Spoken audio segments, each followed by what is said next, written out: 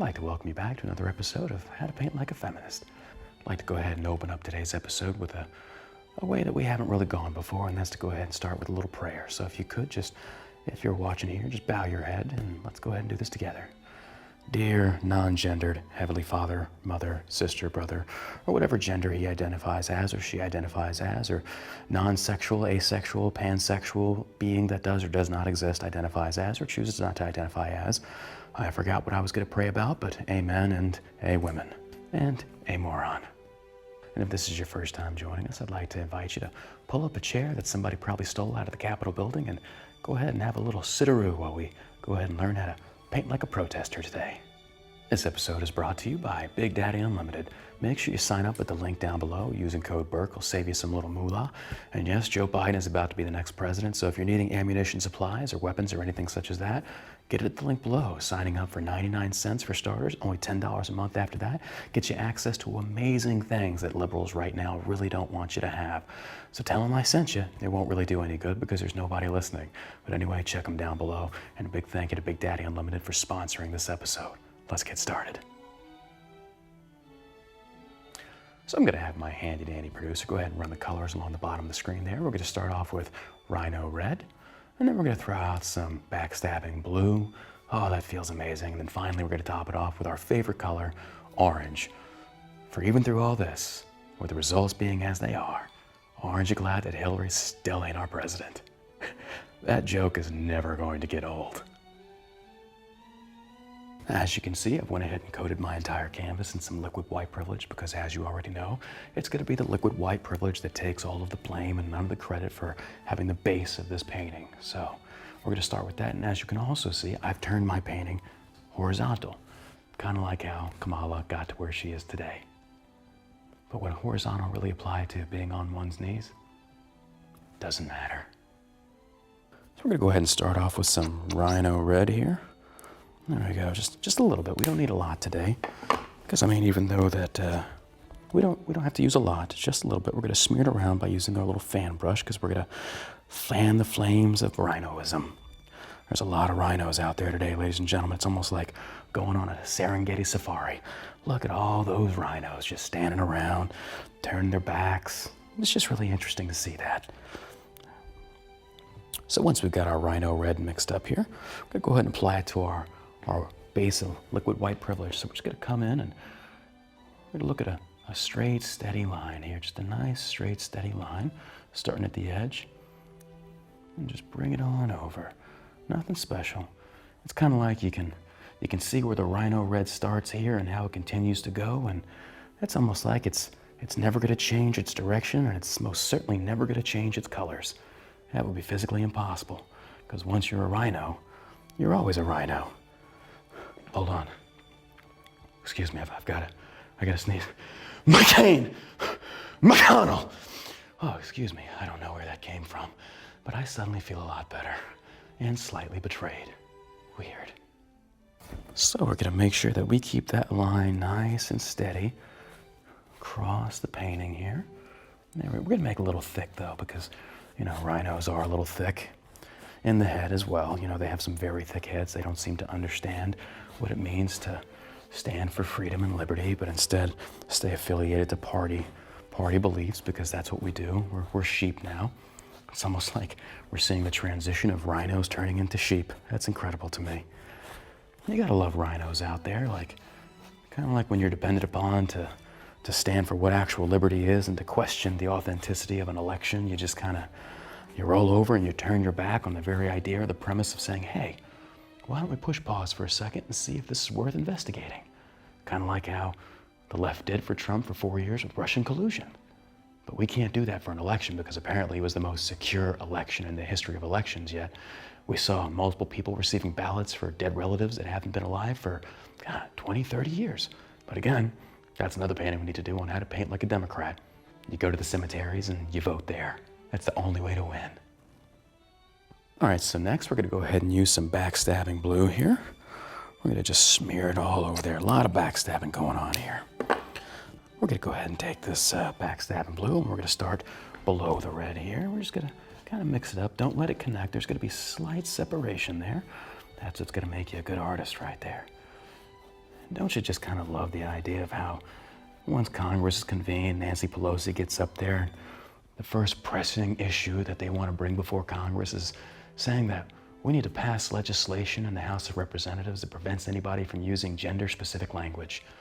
Yeah, because in this time of economic downturn, the most pressing thing that we need to be concerned about is whether we call somebody a man or a woman, a father, a mother, a brother, a sister, or whatever the case may be. Ladies and gentlemen, that's the state of affairs of our country. Congress is debating on whether or not we should call people by what their genitals actually are. I almost wonder what kind of genitals Nancy has there. I mean, to be a moron of that magnitude. No clue, but what I will say is I bet she has a very tight sphincter. So we're gonna go ahead and keep painting this blue and keep running along, but right here we're gonna throw a little sneaky in on you. We're suddenly gonna take this blue and we're just gonna arc it up, going across that red, just a massive uptick. No explanation for it whatsoever. And we're just gonna push it straight up like that, just a straight, beautiful little line like that. Nice, nice, and just like that. Beautiful, happy little arc. Happy little arc upwards. Gotta say, people have been asking me like, hey John, what do you think about the protests in the Capitol? Well, that's a great question, and I'm glad you asked, random internet follower. I agree with a person's right to peaceably assemble and protest, but I don't agree that you have the right to go in there and push your way into a Capitol while Congress is convening to vote about the outcome of an election, where you have Senator Ted Cruz up there putting forth the idea of like, hey, let's take a 10-day audit just to do a little investigation, because hey, if you're a Democrat and you've got nothing to be worried about, let's do a little investigation, just a little looky-loo. But no, you didn't want that because you knew why. And then you got your turncoats out there that said we have to respect the very sanctity of the Constitution, which I actually do agree with. But at what point do you have to sit there and say, wait a minute, something sneaky going on here we need to look into? I don't think that's unconstitutional whatsoever. I think that should be protected by law, but Congress decided to do what it's gonna do, and here we are. Oh boy, buckle up folks. 4 years is about to get very interesting. I'll go ahead and even take it a step further. Maybe it's about time the GOP got its cage rattled. Maybe it's about time that we kind of came together and got rid of these antiquated boomer ideologies in the political spectrum and started standing for actual liberty, the separation of church and state, equal rights across the board for everybody, because that's what freedom means. It doesn't give you the right to cherry pick what freedom other people should be allowed to have based upon your political or your religious ideologies. Thomas Jefferson even talked about that, but we seem to forget that part of it. Let's go ahead and continue allowing these young congressmen and women to be pushed into the freshman portion of Congress and get manhandled by the boomer conservatives and get indoctrinated into their viewpoints and essentially just be the same GOP. The same GOP that I see still pushing for big government through the TAPS Act and things such as that, versus saying, hey, it's about time we shrank the government. Maybe we kind of thought about term limits, but that's kind of impossible because once the powerful achieve power, they never strip it away. Kind of like that whole executive order thing. Hey, conservatives, weren't you really happy when Trump was using that executive order left and right like a sword? It's about to come back and bite us in the ass, but I won't say I told you so, but good old Mitch McConnell showing his true colors out there. Might as well just painted him blue too. Another neocon out there in favor of the Patriot Act 2.0 and saying basically, hey, it should be the government's right to spy on the people. But hey, it was the boomers that reelected him, so clearly the boomers know what they're doing. Another idea of stripping away the very freedoms and liberty that Americans have come to take for granted because, hey, let's cash in our safety for security because even Benjamin Franklin will be rolling in his grave right now wondering what the hell is going on in our country. We don't really want freedom. We just want big government, big brother to be overlooking our shoulder no matter what it is that we do and be fiscally responsible for us. So basically we strip away any free choice that we have because we know there's a federal safety net to protect us, even if we choose wrong. Ergo, we do whatever the hell we want. We're no longer a responsible society. We're a society of children. That's what it's turning into. I'm gonna go ahead and thicken this blue line down here, and that nice thick blue line that seems to be kind of wavering with a lot of these police still enforcing these unconstitutional small business shutdowns, man. I tell you what, you sure loved us when we supported you, but to those out there doing the wrong thing, man, you seem to be putting a black eye on this blue. And I know there's a lot of Blue Line supporters out there and Blue Line police officers and officers of the law that are actually doing the right thing. So let me just take a moment to stop, collaborate, and listen. I made a little funny on you there. I do want to take a moment and say thank you to officers of the law that are actually upholding the law and protecting and serving and not enforcing unconstitutional executive orders to force close small businesses. You are the real MVP. All right, so we're going to use our last orange glad that Hillary is not our president. So now we're going to use our orange glad that Hillary isn't president. We're going to use our 1-inch phallic brush here. We're just going to mix a little bit of that up in there. There we go. So we're going to go ahead and do some little downstrokes here. Gotta love how all the people out there saying that Trump was calling for violence during the protests, even though I actually watched the entire thing and not once did he call for any kind of violence. He just said that's your right to protest and go to the Capitol and make your voice heard. And then AOC, crazy bartender lady from New York with the crazy eyes, is out there saying Ted Cruz is saying that we're gonna fight on the floor of Congress, which he wasn't being literal. He just meant that he's fighting against legislators wanting to pursue voter fraud and things such as that. But AOC took it literally because honestly, AOC is about as smart as an AOC. That's right, she gets her own category of stupidity. But hey, you elected her. What did it say about your district? The same district that she kicked Amazon out of and cost you potentially 50,000 jobs. And you re-elected her. Way to go. Stupidest thing I have ever seen in my entire life.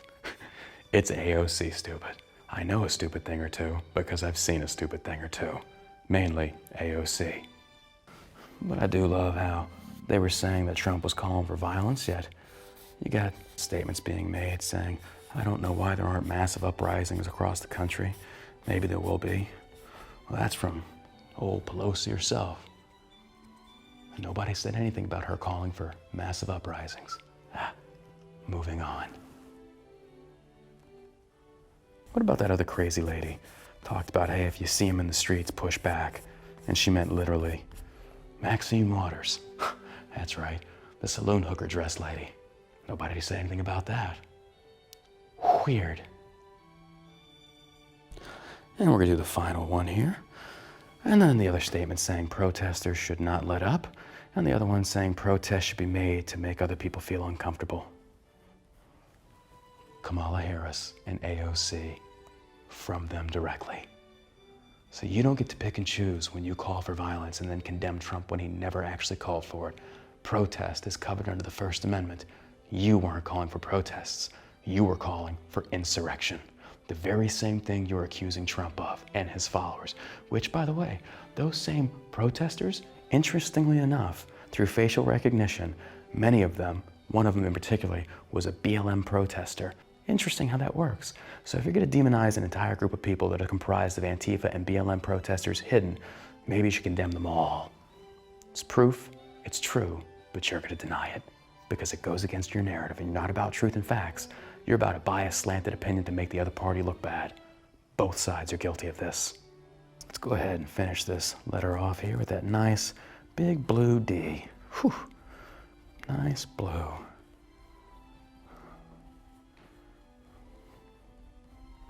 I'm ready to go ahead and squeeze that fine little line here. Nice little happy little line. Well, would you look at that? Beautiful little masterpiece. Now, of course, I'm not saying it's guaranteed. What I am saying is that both sides could have came together in the interests of all Americans and said, let's take a 10-day audit and look into this. If there had been nothing there, the right would be satisfied. If there was something there, we could push on from that. But we couldn't have reasonable discussion. We couldn't have rational thinking. Instead, we had to have partisan politics come into play. And ultimately, now we'll never know. But one thing I do caution us is in the future, how can we ever trust our voting process again? How? If the software can be compromised as demonstrated on the floor of Congress when it was literally hacked, how can we then trust it? Mail-in voting, that needs to stop. It needs to be in person with voter ID. And as Congressman Crenshaw suggests, it's up to the states to go in there and pass legislation to ensure that occurs. But my question is, what happens when states don't? California won't. Of course not. They need dead relatives to vote, and illegals. They've called for it. Where are we now, America? This is a scary time to be living in. Democracy hangs in the balance. People no longer trust the voting process. So what are they supposed to do? Who's got the answers? Ugh, I kind of got myself motivated there. My nipples are hard. Weird. So let's go ahead and take ourselves a little bit of protester anger and give this sucker a nice little reveal. Here we go. Oh, that's beautiful. You know what that is? The city of Chaz. All you people out there whining and moaning about the Capitol protests that actually pushed into the Capitol, which I don't agree with, you were quiet when that happened because you said it was their right to do it. So which is it? Pick a side on this one because you look like hypocrites. And let's not even include all the minority businesses that were burned during the BLM protests. The same protests that governors went out and attended. Yet for some reason, COVID wasn't a big deal back then because apparently COVID is racially woke. If you'd like to purchase this beautiful masterpiece here, hit that link down below and make sure you check out Big Daddy Unlimited. A new feature we're adding now is you can text me at this number below and let me know what you think we should paint about next. Make sure to follow me on Parler at John Burke, Instagram at johnburk1, and Twitch at @TheJohnBurke, where I stream every morning talking about the news and politics and listening to what you, the viewers from both sides, have to say. I'll see y'all later. I will take a moment to add in this statement. Joe Biden is about to be the president, with Kamala Harris as the VP. I disagree with their stances, but I sincerely wish them the best and hope that America thrives under their presidency and vice presidency. I hope they try and do their best to uphold the constitutional laws that give us the freedoms that we have today. I don't think they will, but I certainly hope they try their best to do a good job. Hashtag, not my president. Just kidding, I'm not stupid.